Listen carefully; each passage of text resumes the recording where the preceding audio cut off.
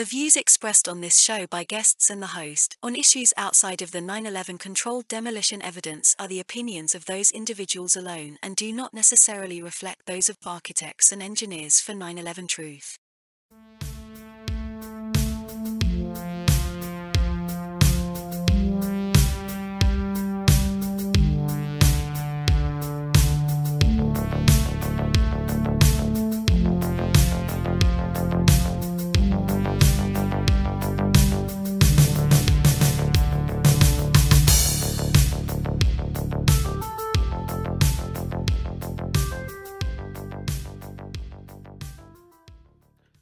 Welcome, ladies and gentlemen, to another episode of 9/11 Freefall. I am the host, Andy Steele. We got a lot to talk about tonight, so let me just go ahead and bring our guests in. The first one is Richard Johns. He's an instructor of philosophy at Langora College. He has an undergraduate degree in math and engineering, including studying theoretical mechanics. One of his main publications is a technical monograph about physical probability, published by the University of Toronto Press. As well, he is a co-author with engineer Tony Szamboti on the paper refuting Zdeněk Bažant's paper on the, quote, collapse of the Twin Towers that NIST essentially adopted into its official narrative. So we'll be talking a little bit more about that today. And he's joined also by Ted Walter. Ted, of course, is the Director of Strategy and Development here at AE 9/11 Truth. He holds a Master's of Public Policy degree from the University of California, Berkeley. Prior to his current role with AE, he was director of NYC CAN's 2014 High-Rise Safety Initiative, volunteer campaign manager for AE's Rethink 9/11 campaign, and director of NYC CAN's 2009 ballot initiative. He's also the lead author of the booklet Beyond Misinformation, as well as World Trade Center Physics and the request for correction to NIST World Trade Center 7 report. And he's been step by step in this entire process we'll be talking about today with these gentlemen. So guys, welcome to 9/11 Freefall. Thanks, Andy. Great to be here. Thanks, Andy. Yeah, thanks for inviting me. Yeah, Ted, it's a very long story arc, almost like a continuing soap opera you got to follow every single episode for. Of course, we're not going to make everybody do that. New viewers coming in. So just briefly give a summary of the issue at hand, all the steps that led up to this new development. Sure. So I think mainly what we're talking about today is the discussion paper that Richard and his co-author, Tony Szamboti, submitted back in 2011 to the Journal of Engineering Mechanics, which was critiquing a paper by Jia-Liang and Zdeněk Bažant. It was probably, I think, the fourth paper that Bažant had published on the collapse of the Twin Towers. And in this one, Bažant was trying to explain how the top of the North Tower could come down as rapidly as it did without observably decelerating. And so if you study the acceleration of the top section, it never slows down. Bažant and Lay tried to claim that you can't see it slowing down because the deceleration is so small. There has to be a deceleration in order for the top section to actually destroy the bottom section. That's where the energy is imparted. When the top section hits the lower section, destroys it, it's going to slow down. And you don't see that in the video footage. So Richard and Tony looked at Bažant's analysis, as they had been doing for some years, kind of starting to critique his work, and realized that there were some errors in his paper. The numbers, the values that he was using for various features of the tower resulted in the incorrect conclusion. And if you actually corrected the values used in the analysis, it shows that the top would have slowed down very observably, very noticeably, significantly. And so this was in May of 2011 when they submitted that paper. It's a long story, as you said, which many of our listeners know, but not all the listeners know. And I'm sure Richard could tell a lot of it as well. But here we are 11 years later, still trying to get this paper published because Bažant's analysis, Lay and Bažant's analysis, is so important in propping up the official story of what happened on 9/11. Bažant is a very famous, widely renowned figure in the engineering field. And he has provided the primary analysis that explains, according to the official story, how the Twin Towers came down. And so that is why we are putting so much attention on refuting his analysis, and why Richard's paper is so important, and why we're still fighting to get it published in the Journal of Engineering Mechanics 11 years later. That's right. We need a scholarly paper to tell people what's common sense. The top part of a building can't crush the lower part without slowing down. I'm being a little facetious, but apparently NIST, Bažant, ASCE, all of them need some kind of proof on paper. So I want to turn to Richard. It's your first time on the show, and we've been talking about this paper for a long time, but we haven't gotten your perspective. So start off by telling us why you jumped into the fray and wrote this paper, and then talk about the process, the ins and outs of this, everything that Ted has been covering here on Freefall for the past year from your own perspective. Yeah. You know, I had to look up a few old emails yesterday because I couldn't quite remember how it all happened, but I did make a post on a website, 9/11 Blogger. Some of your listeners might know about that. Sort of a sharing of information about 9/11. And I'd already talked to an engineer friend of mine, a guy called Rob, who he's the first person who told me there was something kind of fishy about the way the towers came down. And he'd already signed the 9/11 Truths petition, as he's a civil engineer. It's funny because when he told me that, it sort of reminded me of what I'd felt at the time, watching the collapses on TV. I never realized that a building could sort of just destroy itself, just kind of fall apart like a banana, sort of unpeeling itself just by its own weight. I was like, well, that's interesting. I remember even I remembered from earlier that somewhere I'd heard that a skyscraper is held together by a high tension steel cable down the middle, which is completely wrong. Okay, I don't know where I got that, but it kind of made sense to me at the time because I thought, well, if a plane kind of severed that cable, then the whole thing's just going to fall apart. I had to sort of imagine all kinds of completely crazy things to try and understand how the building could have fallen down the way it did. Anyway, so when Rob told me what he thought, I thought I should look at this because I teach critical thinking to my students, and this is a great example. There's probably tons of evidence out there, tons of data, and I did kind of think that, digging into it, I would find that there wasn't going to be much evidence of any foul play or anything, that probably the engineers had it under control, but it wasn't like that. Immediately, it did seem like there was a problem that the column resistance during buckling had to be extremely low, virtually zero. And, that conflicted with the research I was doing on, how steel columns continue to offer quite a bit of resistance even after they're past the point of failure and they're actually kind of buckling or squashing. Anyway, so I made this blog post, and that sort of put me in touch with Tony Szamboti, and he put me in touch with other people like Robert Corral, an engineer at McMaster. Yeah, so that's where it started for me. Very interesting. And, what you guys did, you and Tony, by writing this paper, and of course Ted's help in this whole process, has really revealed a lot about the institutions, at least to me, about the institutions that we're told are authorities. To me, it seems more about politics than any kind of real science. So let's get into the content of the paper. We've talked about it with Ted, and Ted, feel free to chime in when you feel appropriate. But Richard, can you just give our audience an overview of what you've laid out here in refuting Bažant?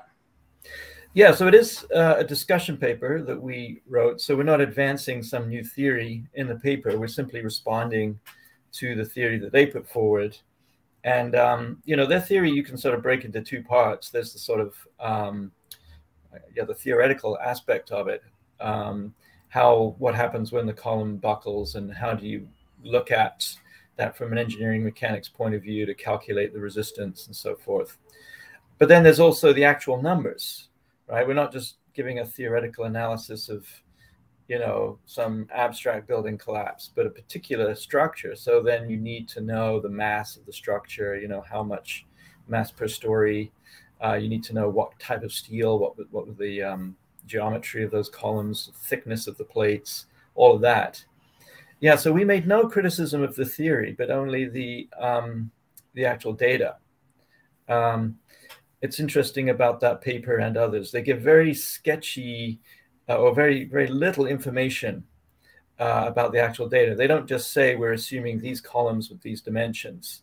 They give much less direct numbers, like the plastic moment and the things that are calculated from those more fundamental data. Anyway, so they don't essentially show their work very much in the paper, and they don't give the numbers. They don't give you enough numbers to reproduce their calculations. And also the numbers they did give were actually, if you do a little bit of math, you can see they're not consistent with the numbers given in the government reports, the NIST reports.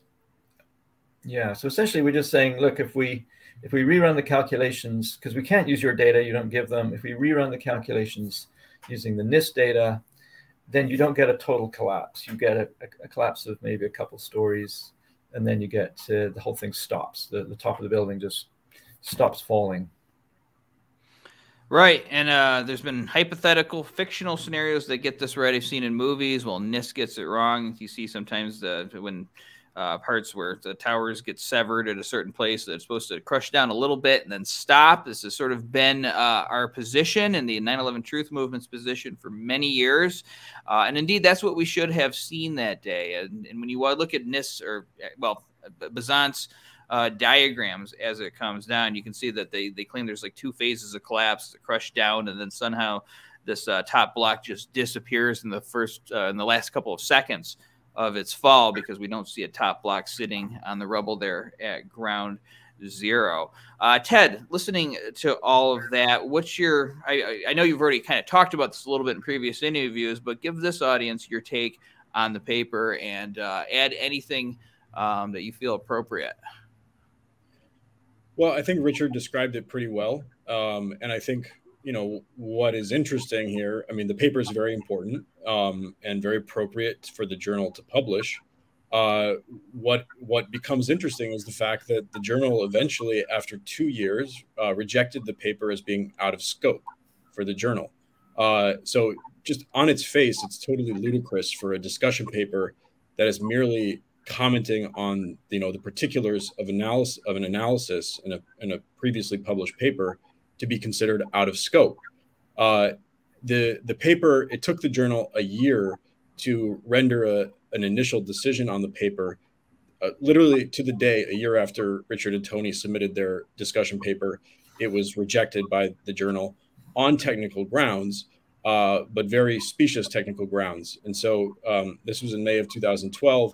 Richard and Tony very quickly wrote a rebuttal of the reviewer's comments around that time, and then were invited to submit a revised manuscript, making fairly minor changes to the paper to address some of the reviewer's comments. But by and large, the reviewer's comments, and Richard can go into it better than I can, but the reviewer's comments were really specious and not very substantive, and the things that were legitimate were easily fixed.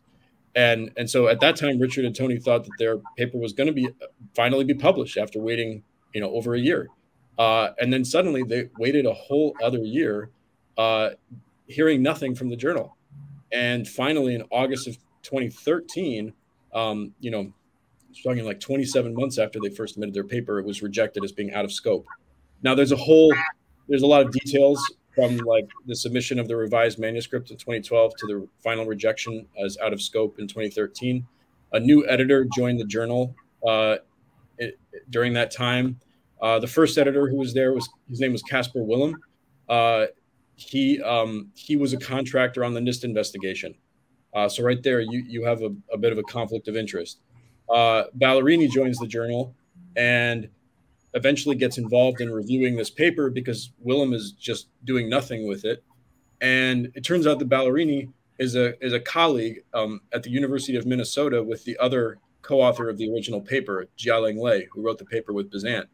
Ballarini was the head of the department, so he basically hired Lay as a professor there. And then they were co-authoring papers together at the very time that Ballarini starts reviewing Richard and Tony's paper.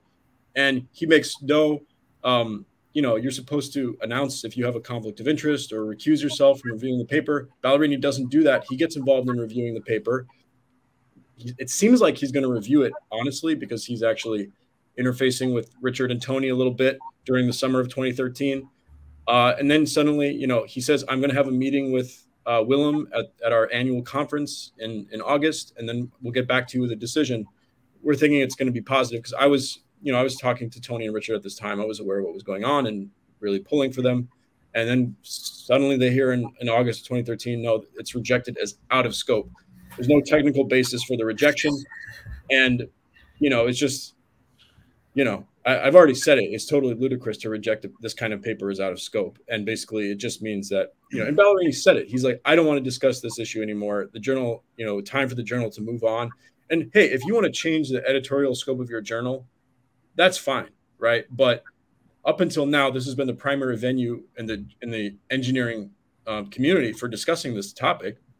And they submitted their discussion paper on time, and it is directly related to paper you published. Like after you publish their paper, you want to change the scope, fine, but their paper should be published, and it's correcting very serious errors in the original paper. So, you know, Richard can speak to it as well, but that's, you know, that's where this starts an even longer story that goes on until this point here, trying to get this paper published, because we finally in 2018, Richard and Tony, along with 10 ASCE members, filed an ethics complaint against the two editors, basically saying that rejecting the paper as out of scope violated the ASCE's code of ethics for several reasons. So we can get into that more as well. I'm going to ask Richard to comment further. However, I just want to ask you, Ted, when they say it's out of scope, do they give some kind of explanation as to why it's out of scope? I know because we get so many people contacting us about things that have nothing to do with the topic that we're on, and I have to tell people, sorry, that's off topic for us. I can decide that in 1 minute just by looking at the content of the email or whatever. I understand a journal's a little different, but, you know, if it takes so long to come back without a scope, is there any kind of defense of this decision attempted in their correspondence back to Richard and Tony and I guess by extension yourself? Yeah, the only thing that they said in the decision letter was that the journal is not a place for a never-ending, you know, forensic debate about a specific building collapse, and that's why it's out of scope. So yeah, they want general principles of engineering mechanics, you know, to be the focus. You know, new techniques for analyzing things as opposed to arguing about just this one case. Yeah. But they're the ones who published, that journal published numerous papers by Bažant, who was the chief editor of that journal in the 1980s. So this is finishing the conversation on Bažant's papers. And, you know, the scientific process dictates that paper should have been published. Richard, go ahead. Well, I'll just say, if you want to look at a way to analyze these things in a way and study that, then observe the laws of physics. That's a new concept here that they could apply in this matter, because it appears that Bažant did not. Richard, please add on to that and comment. Well, it's ironic. I was just reviewing some old emails from 2010, and after I first started to, I thought I had a real problem. I found a real problem with Bažant's paper from 2002. I wrote to the editor of the Journal of Engineering Mechanics to let him know that there was this problem, and he would know how to proceed. And he said, well, it's been a long time, so rather than immediately submitting anything to the journal, why don't you just contact Bažant directly? Although he did also say, I've just got it written down here, you're welcome to write an article and submit it to JAM, and go through peer review and so on. So he invited, he said there, this is totally the thing we'd want to talk about. And then I did exchange a few emails with Bažant about this, who basically, unfortunately, just kind of played dumb and didn't address my request to actually get the numbers that were missing from his paper. But anyway, he ended up saying, look, I don't have time for this. You just go and read a book on engineering mechanics kind of thing. But then he said, and of course, you're welcome to write a paper for the Journal of Engineering Mechanics, and then I'll have to respond in detail, right? So both Karotis, the editor of the journal, and Bažant, he was the editor just before Willam, both he and Bažant said, yeah, of course, go ahead and write an article for the Journal of Engineering Mechanics. And then they tell us, oh, sorry, it's out of scope. Yeah.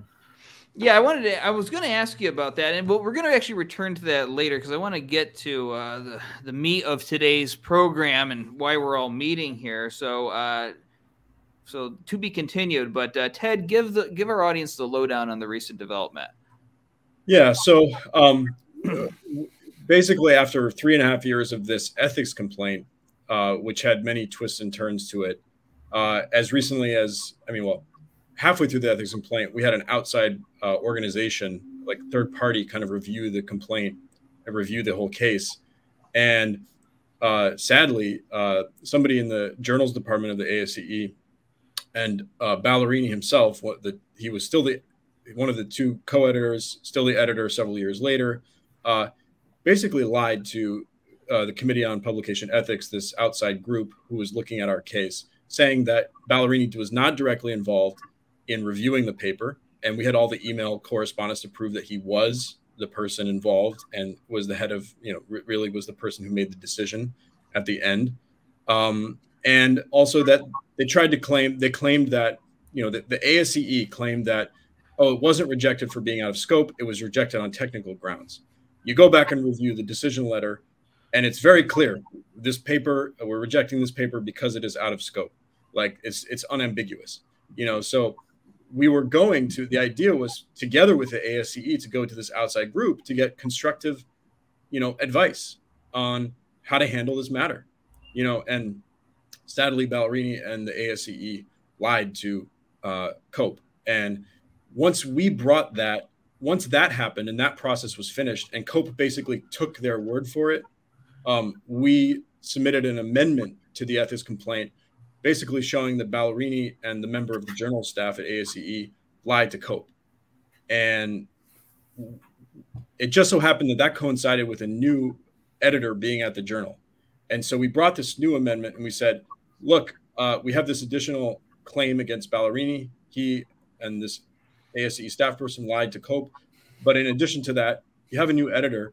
How about giving this new editor an opportunity to do what we were trying to get all along, which was Ballarini or somebody at the journal to re-review this paper and publish it if no issues are found with the paper. So the new editor this past spring agreed to do that. His name is Franz Joseph Ulm. He became the editor, a year and a half ago. So this was the goal all along with the ethics complaint, get the new review. But of course, Richard and Tony and the rest of us who are helping them are concerned, is Ulm going to do a fair review? Is he going to review it in good faith? And sadly, we found out that he didn't. Within a month of when he agreed to do a new review of the paper, he rejected it. And the ethics complaint said very clearly, like the remedy put forth in the ethics complaint was, we will stop this ethics complaint if we can get a fair review of the paper and either have it be published or receive a technically reasoned decision not to publish the paper. So actually explain what's wrong with it if there's really something wrong with the paper. Ulm did exactly the opposite of that. He rejected the paper and basically had one sentence in his letter where he said, "We have read the earlier editorial review," and I have it up here, so I can read it. We've read the earlier editorial review and concur with its arguments on scientific grounds. And he doesn't elaborate any further.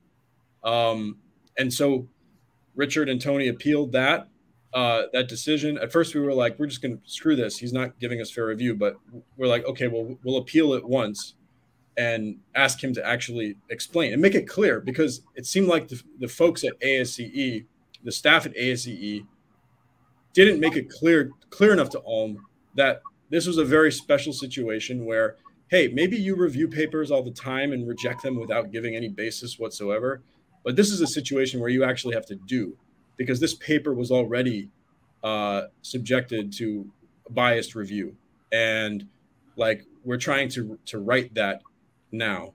And but it felt like nobody at ASCE wanted to acknowledge that something wrong was done in the past. They were just like, oh, here's a way to get rid of this issue. Let's have Ulm review it, treat it like a brand new review.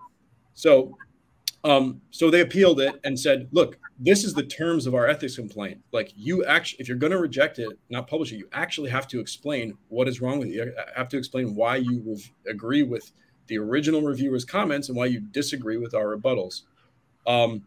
You know, we didn't know what to expect, but they submitted that appeal in June. We waited a couple months. Tony Szamboti finally recently followed up with the journal with the ASCE to see what was going on. Turns out that she emailed him a month or two ago with Ulm's decision when he had emailed her earlier, and he didn't see it. But the long and short of it is, again, rejected, single paragraph, single sentence. He says, the editor believes that the technical rebuttal commentary you provided is irrelevant based on technical merit. That's it. So what does that mean? Irrelevant based on technical merit. Irrelevant's an odd term. I mean, just flawed, I suppose. I can't, like, he's just saying something about the paper is so flawed that it doesn't matter what you say. It doesn't matter what arguments, what rebuttals you have. Yeah. It's just inherently flawed. So, I mean, he should explain. So this, we learned this in the past week, and the next step that we're doing now is we're basically going to resume the ethics complaint, because Dr. Ulm did not give Richard and Tony what they were asking for, what was agreed upon when this new review started, which was either publish it or give us a reason, a real reason why this paper shouldn't be published. That didn't happen, so the remedy was not met, and we're going to have to continue the ethics complaint unless somebody at ASCE can get Ulm to actually, provide a technically reasoned decision, which I doubt is going to happen. And I just want to say before we turn to Richard here, yesterday I asked Ted for a copy of the rejection letter. I was expecting to pour through pages and pages and pick things out for this show. It turns out it was only one paragraph, so it really was that brief and non-technical, just a brush off. Richard, your response to everything Ted just laid out for this audience. Yeah, I mean, it is. I mean, the word irrelevant is it's an odd word to use. He might have said, I reviewed all the rebuttal points that we made to the original reviewer back 1 year after submission. And, I agree with the reviewer, something like that. But, if you actually looked at that document, a couple of pages, a rebuttal document, the problems with the original reviewer, they're not sort of esoteric. They're not things that, only a highly qualified engineer could understand. I mean, for one thing, I'm not actually, I trained, but I didn't, I'm not actually working as an engineer. Most of them are things like, they said, oh, you used the wrong formula for calculating the plastic moment, and so we said, well, actually, here's the engineering textbook, right? Standard book, page, whatever, here's the formula. We did simplify it a bit because we've got thin-walled sections, but that's the kind of level. Or at one point we quoted some figures from a Bažant paper, and the reviewer said, "Oh, Bažant never had those figures." And we're like, "Well, if you look at page such and such, there they are." It's at this level, right? And there's hardly any really substantial engineering commentary in that original review. It was at that level. Yeah. To say that, for anybody to say that they agree with the comments of the original reviewer and well, to not explain why, but just to say it is just ludicrous. Like you should have your engineering license revoked if you would review those comments and agree with them after looking at how Richard and Tony responded. It's all completely laughable, ludicrous stuff. Except the matter is so serious that I almost feel guilty for laughing at it. It's just the absurdity of it all. At this point, we're sort of used to it, but we shouldn't be, because it's almost a sign that, it's normalizing. But from what I see here, organizations like the ASCE, they have so much prestige and power in the engineering world. They're really just protecting the status quo with a spongy membrane of emails and chit chat. And the fact that you were corresponding with Bažant over his analysis, and I mean, from what it sounds like to me, secondarily hearing the story, it sounds like he was punting the whole issue off to the journal, probably expecting them to just protect it. I'm not going to get into his head or what he was thinking, but that's what ended up happening as a result. Like, he can't be bothered to have his work corrected when it's so just undeniably wrong. I mean, you don't even have to be an engineer to debunk that. You just have to have lived on planet Earth for at least, I mean, up to the 9th grade and have that kind of experience. You can just tell that the whole story doesn't make any sense. And so when the heat starts putting on him, he punts it off to the ASCE, and of course they'll find any way that they can to reject it as being out of scope after such a long time. If it's so out of scope, it seems like you could make that determination a lot quicker. And if it took a long time, if there was a lot of debate and back and forth and dwelling on this, it seems like there'd be a deeper explanation. Can you comment on that, Richard, on what I just said? Yeah, I had a thought while you were talking. I don't remember what it was. Oh, yeah. I mean, in terms of these institutions that have so much authority, it's not always what you think when you peel back the curtain and take a look inside. I was just actually talking to my critical thinking students yesterday about scientific publication and so on. And I said it's a bit like a sausage factory. If you want to eat and enjoy sausages, then you don't visit the factory where they're made. It might sort of turn your stomach a little bit. And so academic publishing is somewhat like that. I mean, this is not a very unusual story, unfortunately. I think it's kind of an extreme example, perhaps, but it's not completely, an anomaly, right?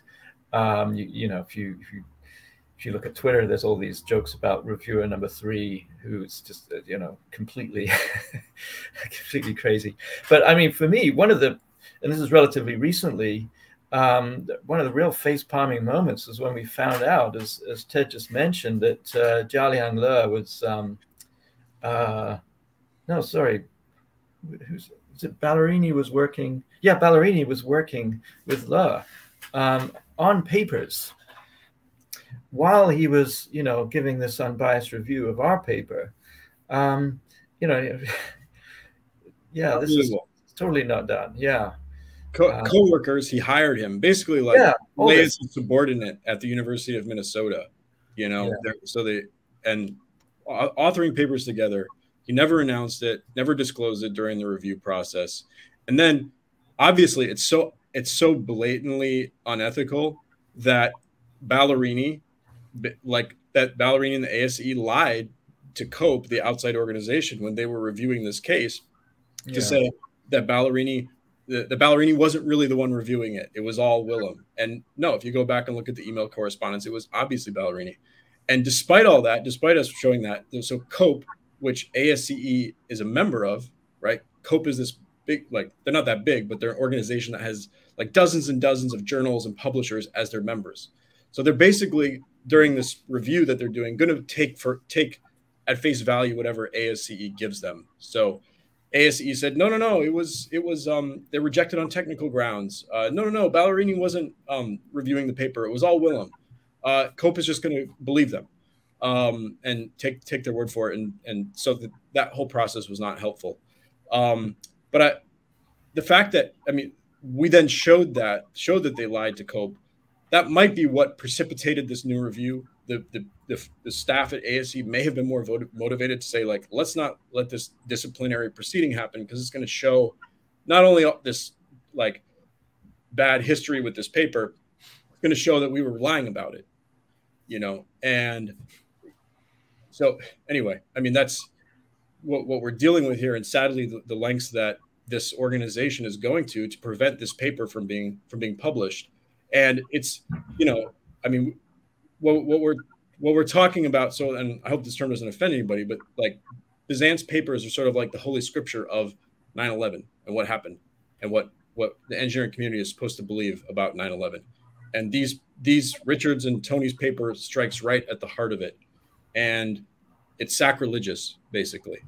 And so, and are any of these people consciously saying, I want to help cover up what really happened on 9/11? I want to cover up the demolition of these towers and the murder of 3,000 people? Probably not. I would wager that most of these, vast majority, if not all of these people, are not willful members, or willful conspirers in covering this up. I don't know, maybe Bažant, but I'm not even going to speculate. I think that my guess, my speculation is that there is something. This group within the engineering community recognizes, many of them recognize that they got it wrong, that somehow a false theory was put forth and accepted by everyone in the engineering community, and they don't want to go back and revisit it. They just want to move on. And maybe some of them have more skin in the game than others and really do want to protect it because it will make them look bad or whatever. But it's sort of, we see stories like this all the time where you have some sort of lie or something bad that happens in a community, and the natural response of the people, the leadership of that community, is to cover it up. And so, like, maybe that's the dynamic that's going on here. Well, it's probably a combination of a lot of it. I'm going to tell you, I mean, this kind of boils down to just about everything in our society, universities, and these professional organizations such as the ASCE. And I've been on their website, and they have all this flowery stuff about the engineering profession and moving forward with progress to the future and all this stuff. It is all just window dressing. At the end of the day, it's a business. And business is going to do whatever is good for itself. And so if they think that something's bad for business, they're going to avoid it. Nobody does anything they'd rather not do unless they're afraid of something else. So when it's good for business, they'll start looking at this and acknowledging it. But somehow, some way, it's got to be good for business for them. That's where our grassroots activism and project due diligence, diligence is coming in and doing all of that work. But that's kind of how things run here in this world. All right, let's just step back for a second. Ted, I'm going to have you comment on this because you were talking yesterday about the connections between some of these editors and NIST. Elaborate on that for the audience. Sure. Well, as we mentioned, Kaspar Willam, who was the editor at the time that Richard and Tony submitted their paper, he actually worked on the NIST investigation. So you can't have a more direct connection there. Somebody will say, oh, well, this is a paper by different people. This is Bažant and Lay. But Bažant and Lay's theory is the other side and the more important side of the coin of the official story of how the towers came down. How once the top supposedly lost support due to the weakening from the fires, how did the top crush through the 90 stories of structure below it? That's what Bažant and Lay are ultimately trying to explain, whereas NIST doesn't go there. So the two work together, the NIST theory of how the top lost support and the Bažant theory of how the top then was able to crush through 90 stories of structure below it. So the editor having worked for NIST is very relevant. It is a conflict of interest in my view. There was another discussion paper, just this, it had been many years, but Bažant and Lay finally published another paper on the World Trade Center failures this past spring in the Journal of Structural Engineering, the ASCE Journal of Structural Engineering. They were invited to do that. There was some series that they were doing for the 20th anniversary of 9/11, looking at progressive collapse and what the engineering community has learned 20 years after 9/11. So Bažant and Lay were invited to write a paper. It was much more of a summary of their overall analysis and not as much in the nitty gritty, not the kind of calculations that were in the paper that Richard and Tony were critiquing in 2011. One of our colleagues, Jonathan Cole, saw the new paper by Bažant and decided to write a discussion of that paper. And he actually brought forward some very interesting observations that had never really been connected, like at least that I'm aware of, explicitly connected with refuting Bažant's model of how the towers came down, which is Bažant says that the top section remained intact all the way down to the ground and then sort of crushed itself up once it hit the ground. John Cole looked at the entire collapse from the very beginning all the way to the very end, where if anybody watches that far, you see that there's a large remnant of the core structure that remains intact, that remains standing for 10 to 15 seconds after the rest of the tower comes down. And if you want, I'll show you some videos of this. 1 second.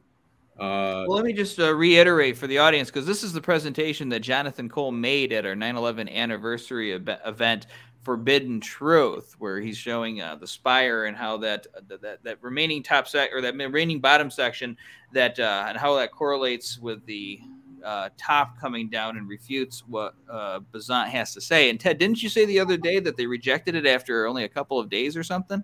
Yeah, so Jonathan Cole submitted this paper like September 8th or something, and 2 days later, on that Monday, the following Monday, the Journal of Structural Engineering rejected it as having insufficient technical content.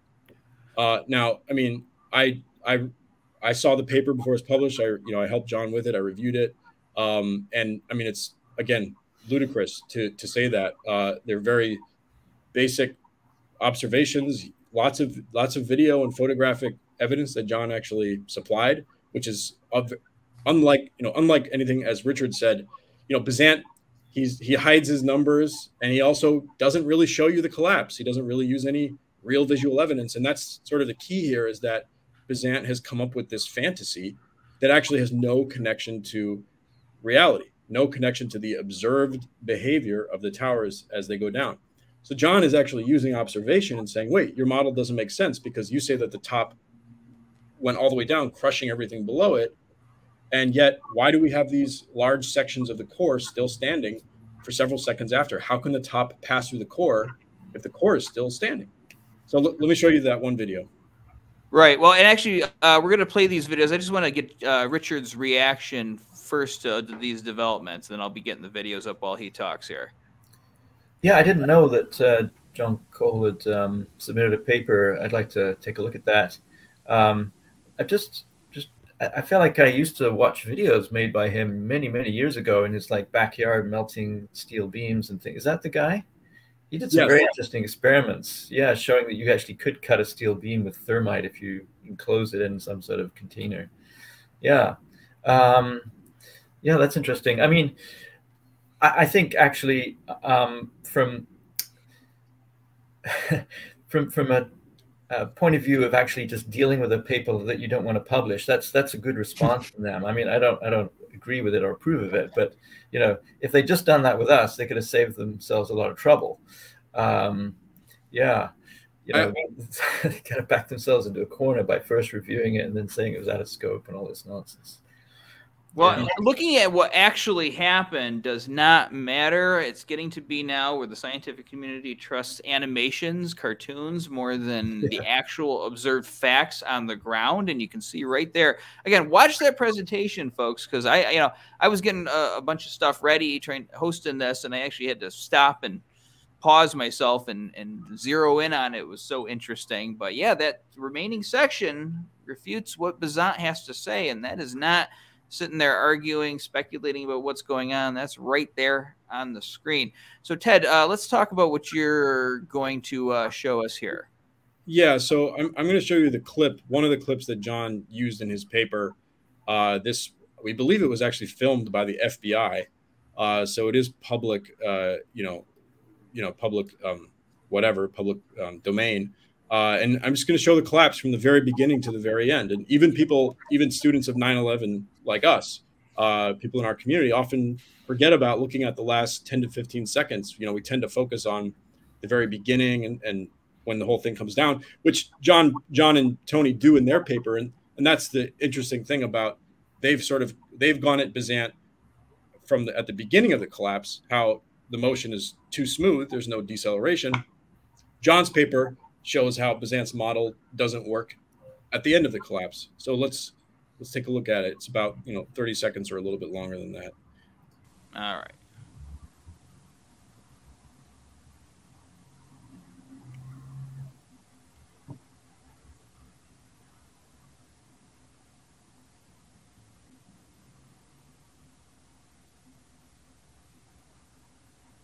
And now you will start to see this core section that's still standing there. And there's one column that's standing very high, about 60 stories high. And so you can start to ask yourself, how did an intact top of the building pass through that structure that's still standing? Yeah, they used to call that the spire. I remember when I was part of these discussions a long time ago. Right. Yeah, we do. It's referred to that sometimes, that people confuse that with the antenna at the top if you use that, but yeah, that is the sort of colloquial term for it. I mean, that's also it's a little bit of a side note, but the way that it just falls down at the end as well, just straight down, doesn't tip over is also very problematic for the official story, in my view.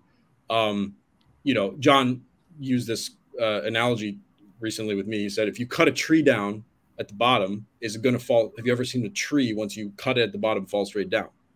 And no, it's always going to tip over. I'll show you one more clip, which I think is like key to look at, because it, just to get a little closer view of this, you can actually see how much structure there was still standing after the. Oh my God.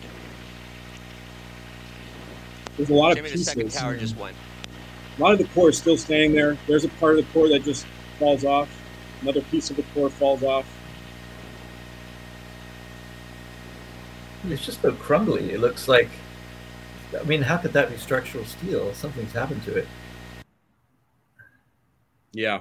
Yeah, that's right. And that tree analogy is perfect. I know exactly what you are saying. It's so funny because the spire has been around for so long, the footage of it, and I never even thought about connecting the two things until Jonathan Cole's presentation on the anniversary. Yeah, let me and then this also happened with the South Tower, so let's just show that real quick. That's the next video that's there. Okay, let's add that in. One moment, ladies and gentlemen, here it comes. So first you see the top come down, and I'll alert you when we could see some of the cores. There, the top of the building basically explodes. And soon the camera's going to pan down, and you're going to see some of the core structure still standing there. That there, right there in the middle, and now it just falls straight down. And so this is actually acknowledged by NIST. Let me one second. I want to pull up this. This is actually in NIST FAQs on the Twin Towers.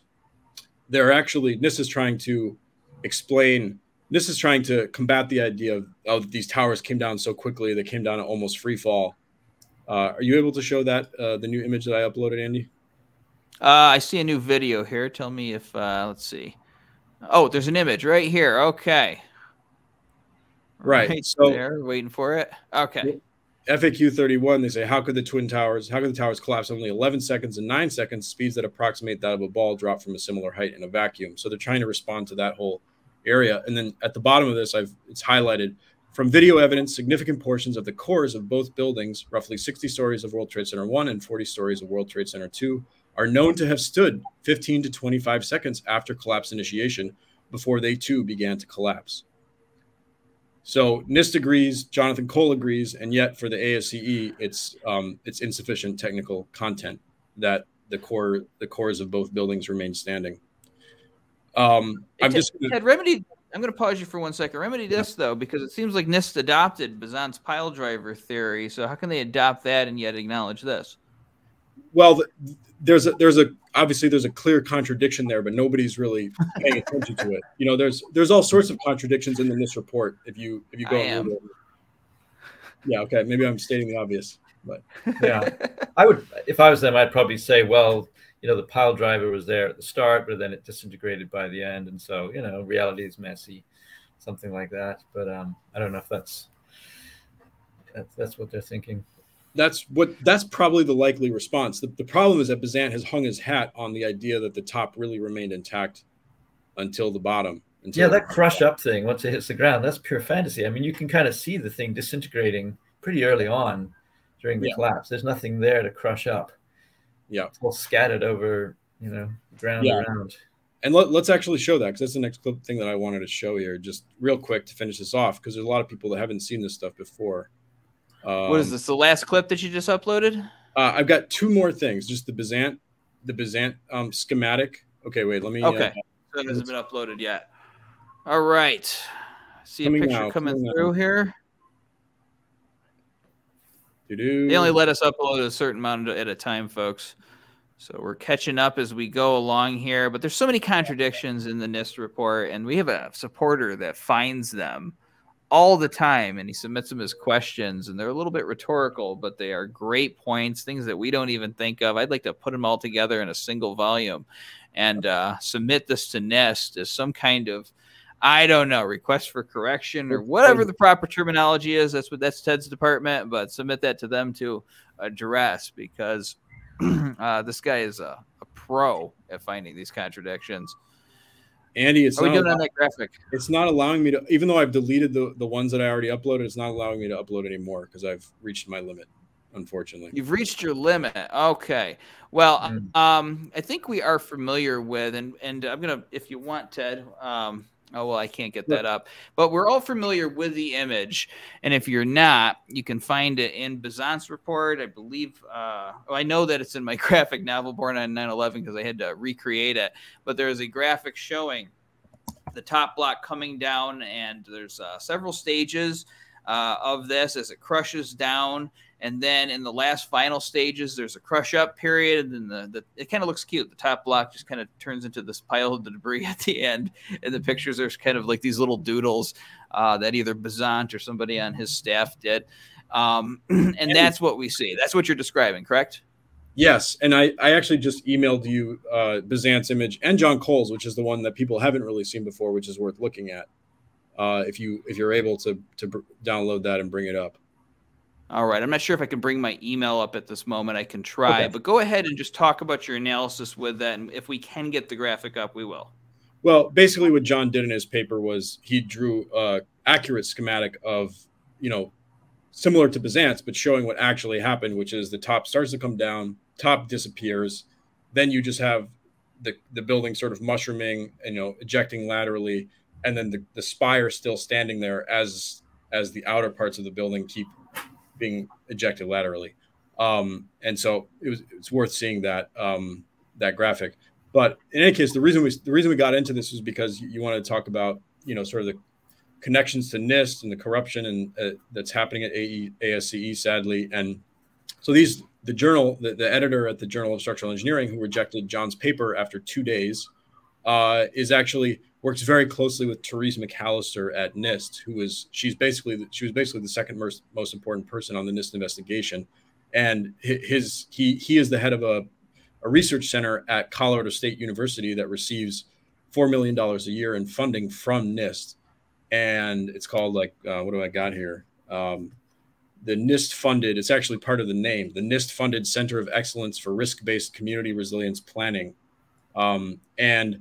So Therese McAllister, that's her thing now. That's what she does at NIST. Her job at NIST is the community resilience group leader at the engineering laboratory at NIST. She is also the technical point of contact for the NIST funded Center of Excellence, Center for Risk-Based Community Resilience Planning. So she works with the chief editor of the Journal of Structural Engineering on a daily basis. This is the gentleman who rejected John Cole's paper in 2 days. So again, another very obvious conflict of interest. And what I spoke to before, this sort of community, and I'm sure Richard could describe it almost better than me, but this community of researchers, thinkers, engineers who are protecting the holy scripture of the progressive collapse of the Twin Towers, the supposed progressive collapse of the Twin Towers. Yeah, Richard, your comments on this, does that seem like a conflict of interest to you? Yeah, I wonder how hard it would be to find someone who's not sort of somehow connected with all this to make an independent review. I mean, there are a lot of engineers in America, so maybe, but, all this talk about sort of connections between reviewers and authors and so on, it reminded me that when I was having those discussions with Bažant, he was attaching a lot of his papers to his replies. Papers that I'd already read for the most part, but he attached, probably not intentionally, a document that contained an email thread for when his co-author Jia-Liang was sending their paper in the 2010 paper, was it? Anyway, that paper into the Journal of Engineering Mechanics. Bažant had a list of suggested reviewers. Right now, some journals do ask you for suggested reviewers. Nobody asked us for suggested reviewers of our paper, which would have been kind of useful. We sort of know a lot of engineers who could have maybe taken a more favorable look at it. But he submitted a list of 5 or 6 names, And of course, then we can Google the names and find out that there were various, co-authors and graduate students and postdoc researchers that worked for him and so on. I don't think any of those names, from what I recall, were independent. They all would have had a motive to accept his paper. Yeah. We don't know if any of the reviews were used, of course, but just the idea that he's sort of chatting with the chief editor, hey, hey George or whatever, or one of the board of the journal, hey George, we've got a paper ready. Here's some reviewers that you might want to use. It's all very chummy, right? We didn't get that sort of opportunity ourselves. And Ted, I don't know if you mentioned this or not. If you did, I didn't hear it. But you mentioned something about some of the editors working with a group that gets millions from NIST each year. Talk a little bit and elaborate on that further. Yeah, so I mentioned it, but didn't fully elaborate that the chief editor of the Journal of Structural Engineering, his name is John Vandelit. He's a professor at Colorado State University. He's the head of this research center that NIST funds. They have a $20 million, 5-year grant from NIST. This is the second one, so they've already been doing it for many years. And he works basically, like you can deduce that he works up probably almost on a daily basis or at least a weekly basis with Therese McAllister, who was one of the lead investigators in the NIST World Trade Center investigation. So he's going to obviously be very biased and not wanting to, publish. He's going to say very biased, but he has proved himself to be, in the way he handled the paper, to not want to allow John Cole's criticism to be published. Bazant's paper does, the paper that Bazant published in the spring does, mention the NIST report and sort of applauds the NIST report as helping us understand how the collapse is initiated. And then he notes, just as we note, that NIST doesn't go any further than collapse initiation, and that's sort of where he's picking up the slack. But even there was also the guest editor of this special series on progressive collapse that invited Bazant to write this new paper. He was also at Colorado State. Also, he is at Colorado State. He was formerly one of the directors of this research institute, and working with Therese McAllister. There was a point that I wanted to make that now I forget, but it's escaped me now. But had to do with what Richard was just saying. Yeah, I mean, I was just thinking with this Cole paper, even if I haven't read it yet, even if it's not sort of perfect, it's obviously making some pretty solid points. It's getting some things right, and in a healthy and sort of well-functioning scientific community, you want to get that kind of input. The idea that you're just going to just silence certain people because, that's not the viewpoint that we have, that's off message and so on. It's really a sign of sickness, a deep sickness, I think, in science. Well, that's the situation out there, folks. Nothing surprises me anymore. But here's the deal. Even if they build a big iron fortress around this, even if they dig a moat, fill it with alligators, metaphorically, all of this I mean, of course, we're going to still keep going. And history will know. Your grandkids are going to know what you did. We'll make sure of it. And this is going to live on in the record for the future, and people will know what kind of challenges we faced during this time period, because I know we have them on the science, and they have to, of course, invent all of these excuses to avoid dealing with that. But I got a lot of time to go forward and do this. Any final thoughts, Ted? I just want to add, and then let Richard weigh in as well. But I just want to make very clear that we are going to insist that this disciplinary proceeding goes forward if we can't get a technically reasoned decision from Ulm on Richard and Tony's paper. So that's going to happen. We're going to be able to make the case in front of the ASCE board, the national board, that all of these, that all these injustices were done to Richard and Tony and preventing their paper from being published. And who knows what could happen there. And we're going to fight on John's paper as well. John is going to appeal the decision, and maybe even consider going as far as filing an ethics complaint if we have to, because of the obvious conflicts of interest and because of the sort of just, brash way in which his paper was rejected when, as Richard said, in a real healthy scientific environment, like that paper would obviously be published and allow the original authors to respond to it. Why is the editor acting as the protector of Bažant and Lay? But yeah, Richard, do you want to add anything? I was just thinking about peer review. I mean, there's a lot of people talking about how peer review is not really doing what it's supposed to. A lot of the time that it can be used as sort of a gatekeeper to stifle debate often. And, you know, a lot of people are looking at alternatives, but that's a whole nother discussion. But we're not the only people that are kind of pointing out these kinds of problems. All right, guys. Thank you. And thank you, everybody, for tuning in. Keep following this. We'll keep you updated. If you're not signed up for our emails, do so. But Ted, Richard, thank you for coming on 9/11 Free Fall today. Yeah, thanks for having us.